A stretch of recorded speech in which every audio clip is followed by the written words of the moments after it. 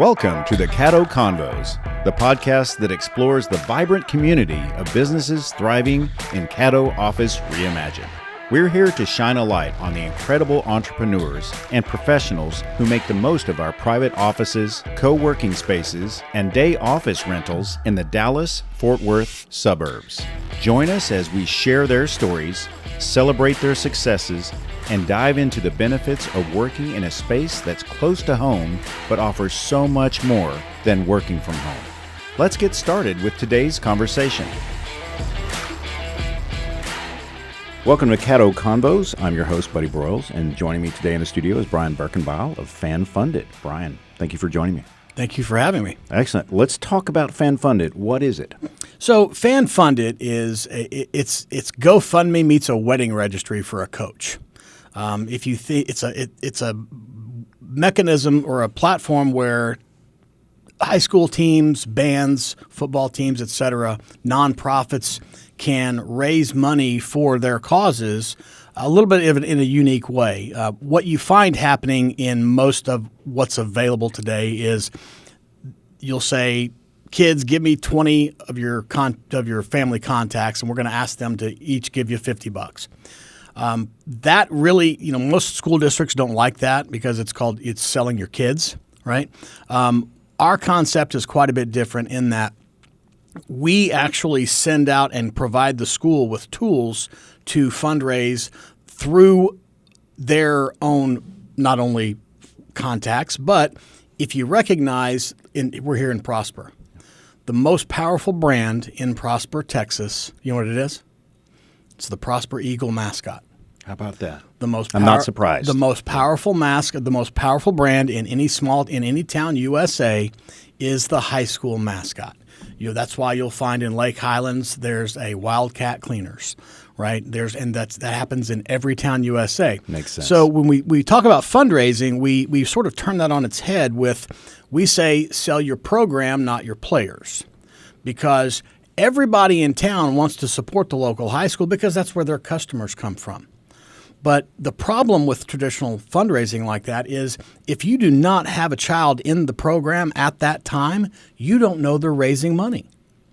FanFundIt allows teams to utilize our platform to go out and promote their school and allow people who might have gone to that school 10 years ago and don't have kids just yet, or had kids that graduated 10 years ago, yet they still go to the games. This allows everybody in the community to rally behind the school and promote the school by making sure that the kids have a first-class experience. Every school district in Texas provides everything a kid needs to participate. But what a lot of them can't provide is that next level experience. They don't necessarily have the funds to send the team to the national competition in Indianapolis or in Oregon or wherever. FanFundIt comes in and allows that team to put together a fundraiser that will not only itemize out, this is precisely what we are raising money for. We need 8 bus trips. We need 47 meals, whatever those things are. So a fan can go on their clipboard and say, I'll donate 3 meals, 1 bus trip, and I'm going to put $100 towards whatever it is that they're asking for. That way, the fans know exactly where their money's going. Yeah. And they know what it's being used for. That's the number one reason people stop donating is they don't know where their money went. Fair.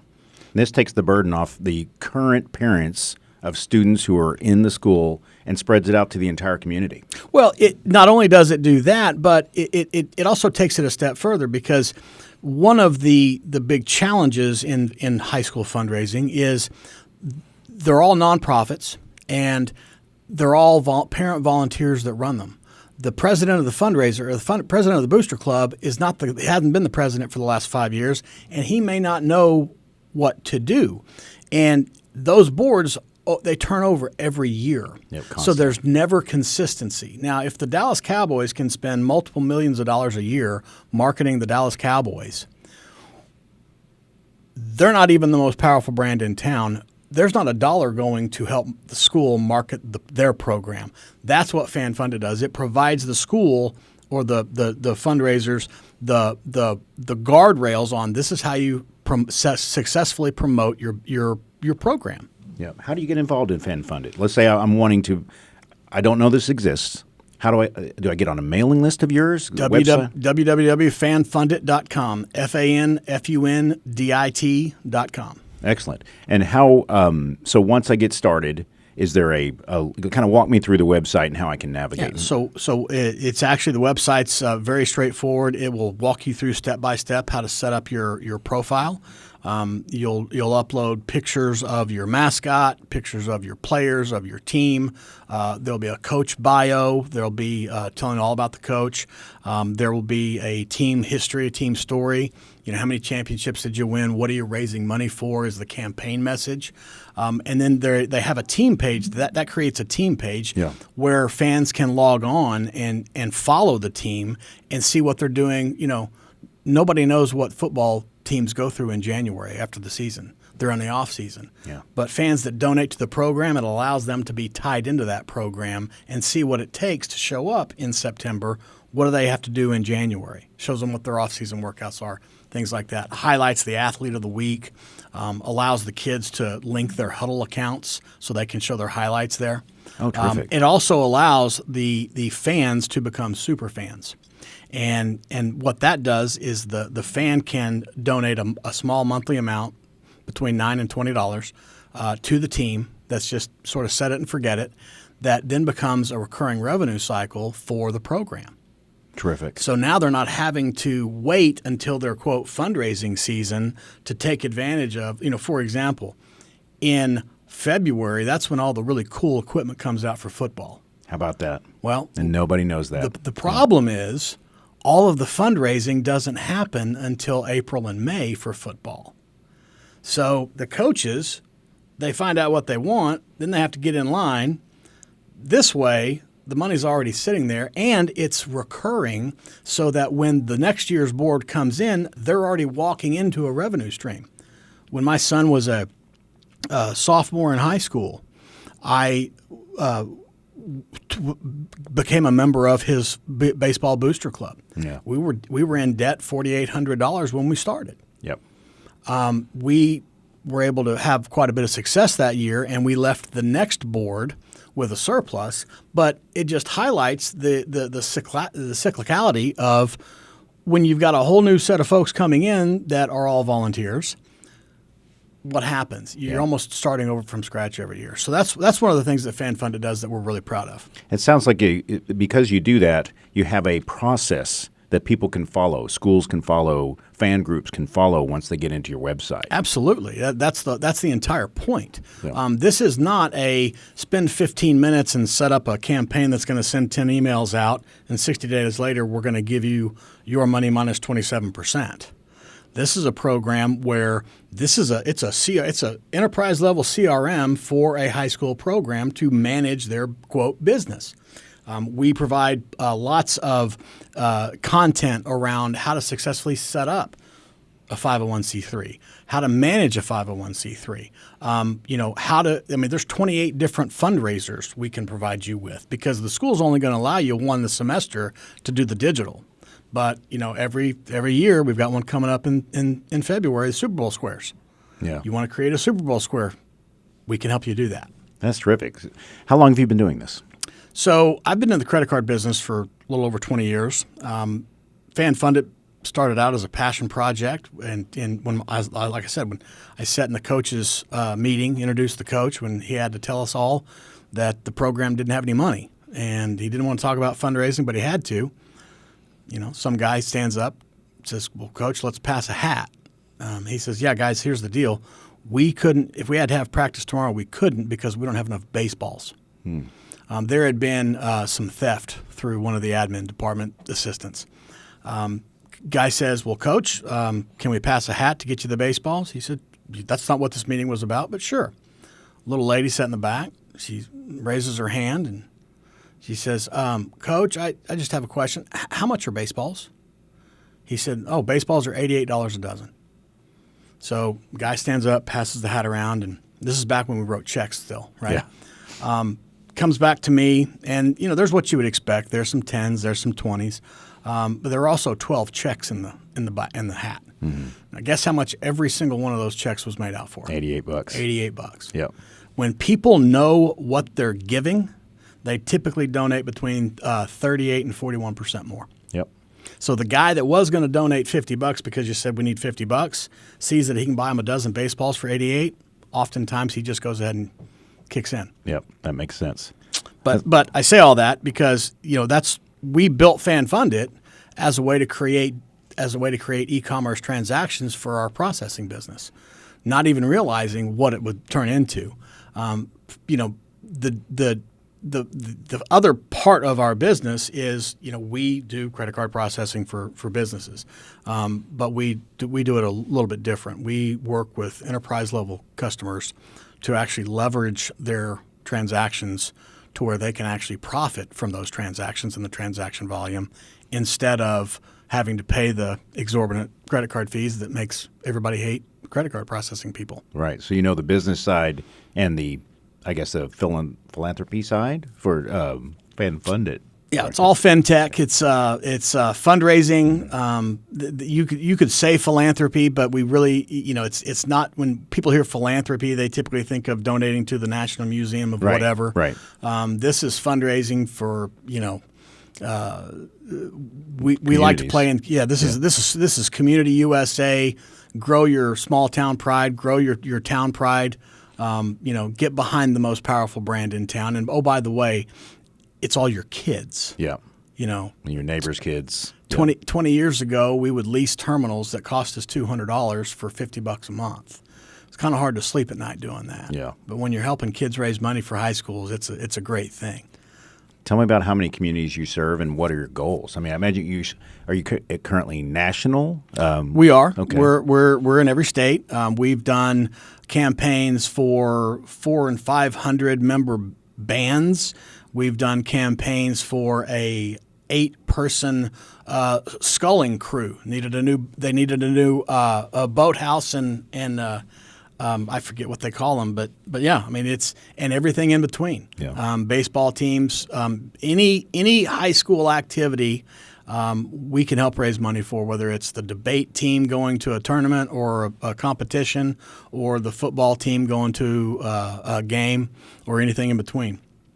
Tell me some success stories. I know they're probably all success stories, every customer and so on. Have you had someone reach out to you and tell you, how much it's benefited them, or any challenges?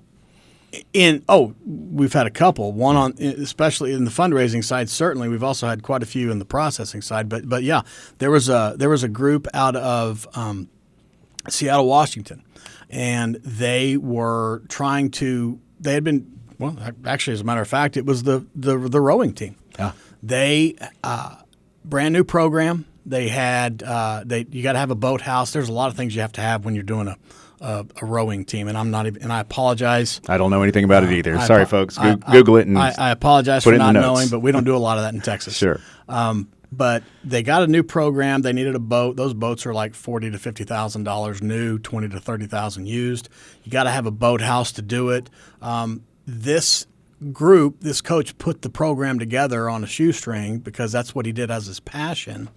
And there were 3 kids on the team that made it to nationals. First year they'd done it, and they couldn't get there because they didn't have the funds, and because of the program and the help we were able to provide them, we got them all the way to the trip. They ended up taking 3rd place. How about that? Yeah. That's fabulous. And imagine the stories like that just roll in for you.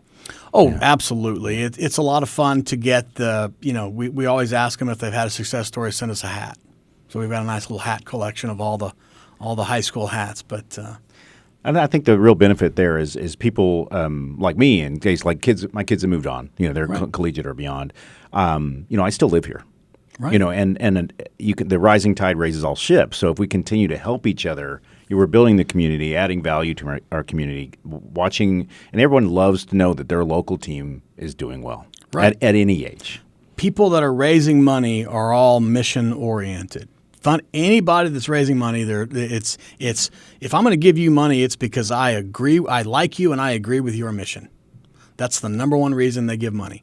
And, the real benefit to our program is we will provide the school, we'll design a poster. And that poster will have a picture of the kids on there and a QR code and a link. Those kids will then go out and take those posters around town and ask business owners to put them up. And what happens is they say, Mr. Business Owner, I'm with the local team. We have a fundraising campaign going on. I'm not asking you for any money. What I'd like to do is put 2 of these posters in your business to help to let your patrons know what we're doing. And you never, ever get a businessman say no. And almost 98% of the time what happens is within 5 minutes of them leaving, one of the owners is scanning the thing to say, what is this? Oh, wow, they're raising money for this? Here's what I'll do. Yep. So, you're waiting in line to get your table at the local restaurant. You see the sign that says your local high school is raising money for this. And by the way, do you want to buy them a dozen baseballs? Sure, why not? Yep, make it easy for them. Right. So you're here in Prosper, and why'd you choose Caddo to help your business? I chose Caddo. Number one, it's 2 stoplights and 2 stop signs from my house. And number 2, my grandchildren are living with me right now. I've got 2 little girls that I love to death. But come 2:45, it's impossible to have a conference call at 3:30. And I'm just the kind of guy that I like to when I go to work, I want to be at work, and when I go home, I want to be at home. And Caddo lets me do that. It also there's the benefits of allowing me to do meetings and host events here if I need to, or do trainings. As I was telling you, in the processing business, we've got agents all over the country, and we like to bring them in and talk about various trainings and different programs. Like I was telling you, the way we work with those enterprise level clients. Yeah, that's terrific. So, but it's working from home without working from home. Yep, that's how it's put out to just about everybody. Yeah, and the staff here. I mean, Sandy's incredible. It's top notch. My neighbors, love talking to my neighbors. It's great. Yep, excellent. So let's I want to double check how to reach you. www.fanfundit.com. You can also reach me, Brian at fanfundit.com. That's BRIAN at fanfundit. FANFUNDIT.com. Excellent. Parting thoughts. What do you want people to know and take away? Oh, geez. There's a whole lot that happens when you swipe your credit card. And nobody wants to know what happens, but if you do, there's a lot of value that we can create if your business does that. And you don't know what you're missing because the credit card companies don't want you to know. We'll work with you to show you that and show you how to leverage your transactions to where you can actually make a profit off of them rather than paying the crazy, ridiculous fees that people Excellent. Well, Brian, I hope we have you on again on Caddo Convos because we want to do a deeper dive on those parting thoughts. There's so much to learn from you. Oh, love to. Anytime. Excellent. Thank you for having me. Thank you for joining us today on the Caddo Convos podcast. A huge shout out to our incredible network of members for making our community vibrant and supportive. If you're looking to boost your productivity and reduce the isolation of working from home, consider joining us at Caddo Office Reimagined. Our spaces are designed to meet your evolving needs, support remote work, and foster a sense of community that's hard to find at home. Whether you're a startup aiming for growth, a freelancer seeking a professional setting, or a company looking to optimize resources, Caddo offers a perfect blend of flexibility and innovation. By joining us, you'll be a part of a dynamic business ecosystem that helps you thrive. For more information, visit caddooffices.com. Thanks for listening, and we'll see you next time on Caddo Convos.